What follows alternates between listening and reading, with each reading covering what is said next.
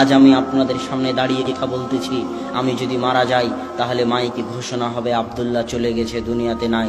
অথচ আমার হাত, আমার পা, আমার চুল, আমার নাক, আমার মুখ সব কিছুই আছে। তারপরও মানুষ বলতেছে আমি নাকি চলে গেছি। তার মানে আমি এতক্ষণ যে কথা বলছিলাম, তো আমার ভিতরে একটা রূহ ছিল, ওই রূহটা আমার ভিতর থেকে চলে যাবে। ওই রূহটা যেখানে যাবে সেখানে বিচার হবে। ওই রূহটা যেখানে গেছে সেখানে বিচার হবে। অতএব বিচার সত্য, অতএব কিয়ামত সত্য, পরকাল সত্য। যে আল্লাহ আপনাকে প্রথমবার বানিয়েছে তার জন্য দ্বিতীয়বার বানানো সহজ। তাই বুদ্ধিমত্তার পরিচয় দিন, নিজের জন্য কিছু করুন, নিজের স্বার্থ বুঝতে শিখুন, স্বার্থপর হয়ে নিজের জন্য কিছু করুন।